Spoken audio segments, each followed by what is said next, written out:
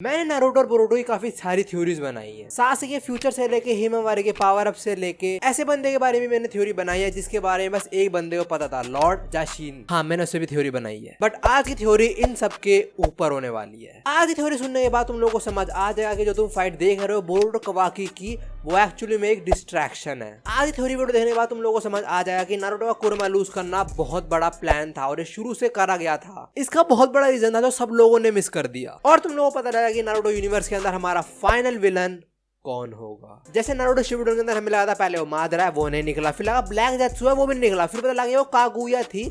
ऐसे यहाँ पे भी तुम्हें ट्विस्ट मिलने वाले हैं। थ्योरी शुरू करने से पहले पूरी थ्योरी मेरी नहीं है, कुछ मैंने अपने कमेंट सेक्शन से उठाया, कुछ मैंने रेडिट से और कुछ मैंने इंटरनेट के किसी कोने से उठाया, सबको मिक्स करा, थोड़ा अपना मैगी मसाला डाला and I present you one of the most bizarre theory ever made, the end of Naruto universe. अब थ्योरी में थोड़ी और फील आएगी। बोरुतो के लेटेस्ट चैप्टर के अंदर हमने देखा था कवाकी ने नारुतो हिनाता को तो सील कर दिया है इन अ डायमेंशन जहाँ पे टाइम भी रुक जाता है।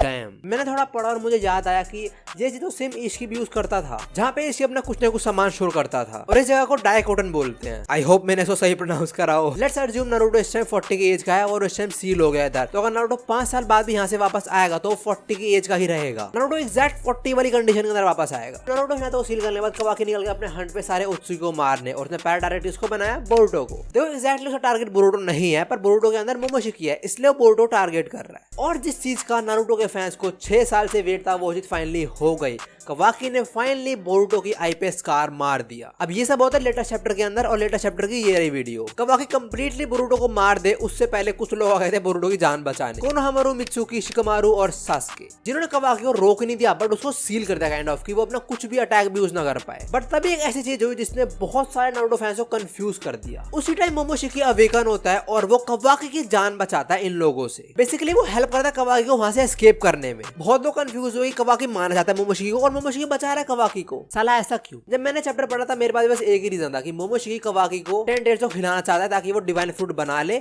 और वो खुद खा ले डिवाइन फ्रूट को, जो कि बेसिकली हर ओत्सुकी करता है। तुम सबके माइंड में भी यही आया होगा वैसे तो, पर इसके अलावा एक रीजन और है कि क्यों मोमोशिकी ने कवाकी को सेव करा और यहीं से मेन थ्योरी स्टार्ट होती है। जो रीजन मैं तुम लोगों को बताने वाला हूँ साफ साफ बताऊं तो जो मोमोशिकी का गोल है वो एक्चुअली में कागुया ने भी ट्राई करा था but she failed thanks to dear lord Tenji, और सेम इश्की ने भी ट्राई करा and he also failed it, और वो रीजन था to become the god themselves. Kaguya and Isshiki tried but they both failed, but अभी एक उत्सुकी जिंदा है बोरुतो के अंदर जो ये काम कर रहा है। यप, यही एक रीजन है कि मोमोशिकी कवाकी जिंदा चाहिए एज अ सैक्रिफाइस नहीं बट एज अ पार्टनर। पर साला अभी गॉड ऑफ ओत्सुकी कौन है? शिबा ओत्सुकी। और याद है मैंने तुमको इस वीडियो के शुरू में बताया था कि मैं तुम लोगों को बताऊंगा कि नारुतो यूनिवर्स के अंदर फाइनल विलन कौन होने वाला है।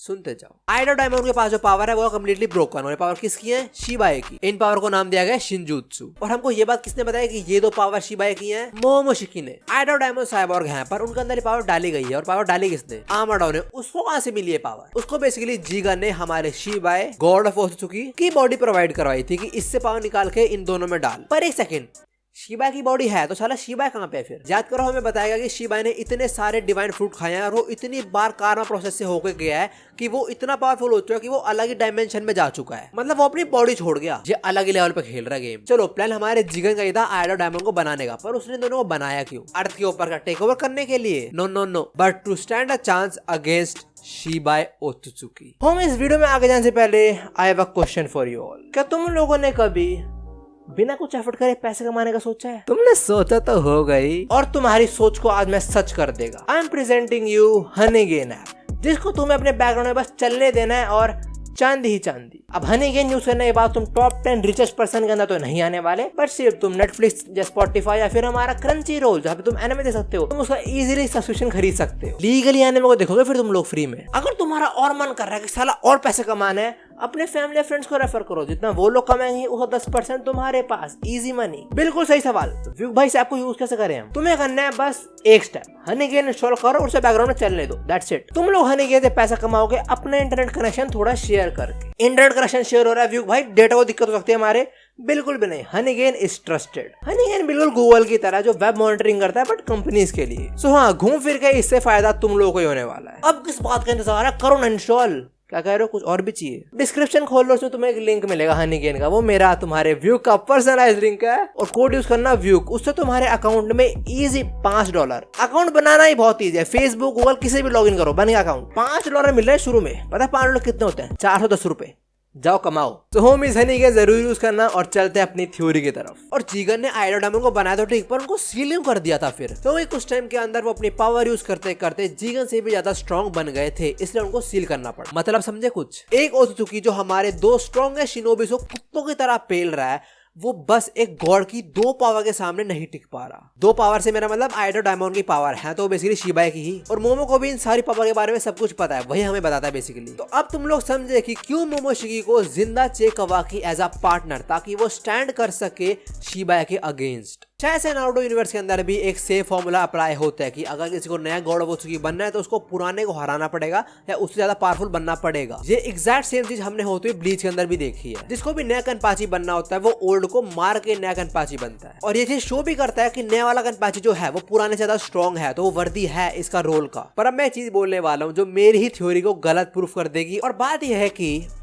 Why will Kawaki team up with an Otsutsuki to kill an Otsutsuki? मतलब कवाकी क्यों टीम अप करेगा मोमो के साथ ताकि वो मार सके शिबाई को? ये सेंस नहीं बनाती है बात। खुद सोचो अगर कवाकी ने मना कर दिया कि मैं नहीं कर रहा, बट वो नहीं करेगा मना, क्योंकि वो खुद हंट कर रहा है सारे ओत्सुकी को, और अगर उसने सारे को मार भी दिया तब भी उसको एंड में शिबाई को मारना पड़ेगा ही। और जब ईस्ट की ऐसा इतना स्ट्रॉन्ग ओत्सुकी शिबाई की 2 पावर अगेंस्ट स्टैंड नहीं कर पा रहा, तो कवाकी क्या कर लेगा अकेले फिर? पर कवाकी क्या सोच के मोमोशिकी के साथ टीम अप करेगा? देखो अगर मोमोशिकी को मौका मिले वो काइंड ऑफ कवाकी को ही मार सकता है, क्योंकि कवाकी उसे मारने की कोशिश कर रहा है। सो कवाकी के लिए तो डाउटफुल हो गई ना ये चीज। तो इस पूरे झंझट के अंदर सिर्फ एक ही चीज है जो सोचे कवाकी टीम अप करेगा बोरुटो के साथ, मतलब मोमोशिकी के साथ, और वो है ट्रस्ट। कवाकी को ट्रस्ट करना पड़ेगा बोरुटो के ऊपर कि वो मोमोशिकी को उसके ऊपर कंट्रोल ना लेने दे, और ये चीज कवाकी ने गलती से कर भी दी है। कवाकी ने बोरुटो की एक आई डिस्ट्रॉय कर दी जिसके अंदर जोगन थी। जैसे ककाशी अपनी लेफ्ट आई बस शारिगन के लिए यूज कर पाता था, वरना पूरे टाइम वो उसे हाइड करके मतलब बंद करके रखता था। सेम ऐसे बोरुटो भी शायद से अपनी एक आई बस जोगन के लिए यूज कर पाए। और हमको ये बात पता है कि जोगन एक प्योर आई है, और इस बात में बहुत सारी थ्योरीज है कि बोरुटो जोगन के थ्रू मोमोशिकी की पावर यूज कर पाए, मतलब कारमा यूज कर पाए बिना मोमोशिकी कंट्रोल में जाए। समझ गए ये सब? अब बात करते हैं फाइनल विलन के बारे में और फाइनल फाइट के बारे में।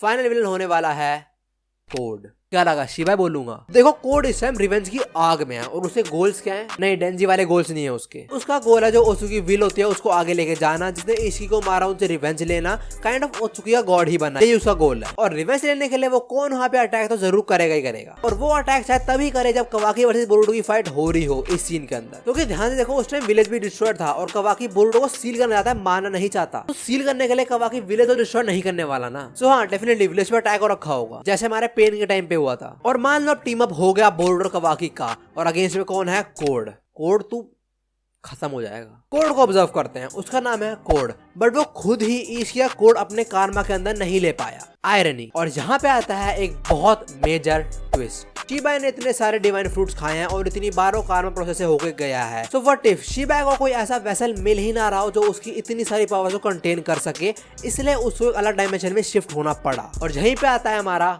कोड। कोड के पास कारमा तो है, पर वो वाइट कारमा है। इस कारमा के अंदर किसी भी ओत्सुकी का डेटा शो नहीं है, ये काइंड ऑफ एक यूनिक कारमा है। सो व्हाट इफ शिबाई जिस वेसल को ढूंढ रहा है वो कोई और नहीं बल्कि कोड ही हो। Dam I love theories. और अगर ऐसा हुआ तो चीजें सेंस भी बनाएंगी। कवाकी और बोरुटो टीम अप होने का बस एक ही रीजन है, सारे ओत्सुकी को मार देना, और उसके अंदर शिबाई भी आता है। तो व्हाट आई थिंक जब कवाकी और बोरुटो मिलकर कोड को पेल रहे होंगे तब शायद से वो शिबाई से कांटेक्ट कर ले, क्योंकि कोड विल ऑफ ओत्सुकी ही फॉलो कर रहा है, और शिबाई के लिए बोरुटो कवाकी थ्रेट भी है। तो शायद कोड और शिबाई साथ में मिलकर बोरुटो और कवाकी अगेंस्ट लड़े। अब इस फाइट होने के चांसेस और बढ़ गए, but as I told you इसकी आइडा और डायमंड पावर के सामने भी स्टैंड नहीं कर पा रहा था। तो बोरुटो और कवाकी एक पूरा फुली फ्लेज गॉड के सामने क्या कर पाएंगे? और इसका आंसर है हमारा प्यारा, हमारा हीरो नारुतो उजुमाकी के पास। बट नारुतो तो सील्ड है। अब इतना बड़ा खतरा अगर अर्थ पे आ गया तो ऑफ कोर्स जो और कागे हैं, जो और ब्राउन शिनोबीज हैं और विलेज के पास, वो सारे भेजेंगे इनसे लड़ने के अगेंस्ट। बट सील्ड जब 500 के 5 विलेज मिलके साथ में रीइंकार्नेट कागे भी एक बंदे मादरा को नहीं हरा पाए थे, तो ये सारे मिलेगा एक गॉड को हरा पाएंगे? नहीं। पर अगर नारुतो इधर आ भी जाए तो क्या उखाड़ पाएगा? उसके पास तो कुरामा भी नहीं है। यही तो मेन पॉइंट है। हम इतना देख चुके हैं कि नारुतो यूनिवर्स के अंदर सिर्फ एक सिंगल टेंटेल नहीं है और भी एग्जिस्ट करते हैं। क्या तुम लोगों को समझ आ रहा है मैं कहाँ जा रहा हूँ? और टाइम शिफ्ट से पहले तक कवाकी बोरुटो भी काफी ट्रेन कर चुके होंगे, मे बी किसी और प्लैनेट पे कोई और टेंटेल ढूंढ भी ले, एंड मे बी नारुतो बन जाए 10 टेल जिनचूरी की। हाँ मुझे पता ये बहुत ज्यादा वाइल्ड आइडिया है, बट रीजन सुना था क्यों हो सकता है। नारुतो को अगर नर्फ करना था, उसकी पावर कम करनी थी, तो कोई और चीज भी कर सकते थे, बट कुरामा को ले जाना वाज रियली वियर्ड थिंग। एक ऐसी फॉर्म ले गया ना जो टेल भी इसकी लाइफ पे डिपेंड करे, वाज रियली वियर्ड। और तुम लोग ये बात खुद बताओ, नारुतो यूनिवर्स के अंदर इतनी लेजेंडरी, इतनी एपिक बैटल हो, काइंड ऑफ फाइनल बैटल, और उसके अंदर हमारा नारुतो इन्वॉल्व ना होता, हो सकता है? बिल्कुल भी नहीं। तो हाँ, फिर फाइनल फाइट होएगी, कवाकी, बोरुतो, नारुतो और कुछ पावरफुल शिनोबी, शायद सास को भी पावर अप मिले, कोई मरने से पहले कुछ मिल जाए शायद, वर्सेस द गॉड हिमसेल्फ। और हाँ, व्हाट आई कैन से शायद इस फाइट के बाद दो लोग डेफिनेटली मर जाएं, एक तो सास्के और दूसरा नारुतो। और अगर इनकी डेथ हो तो आई वांट कि इनकी डेथ ऐसे ही हो, ये मरे कोई लेजेंडरी बैटल के अंदर मरे, कुछ पावर लो करके ना मरे। अगर स्ट्रॉन्ग लेजेंडरी कैरेक्टर मरते हैं, आई वांट कि उनकी डेथ लेजेंडरी तरीके में हो, ये चीज उनकी डेथ को भी बहुत रिस्पेक्ट देगी। तो बताओ तुम लोगों को थ्योरी कैसी लगी, और फिर से ये बस थ्योरी ही है, अगर सच होता है बहुत बढ़िया, अगर नहीं होता तो और ज्यादा बढ़िया, हमें कुछ और देखने को मिलेगा। सो होमीज, ये थ्योरी थी। Thanks for watching and I hope you enjoyed it. हाँ, मैंने सुना था कि ब्लाउज में हाथ मार के उससे निकाला है ये।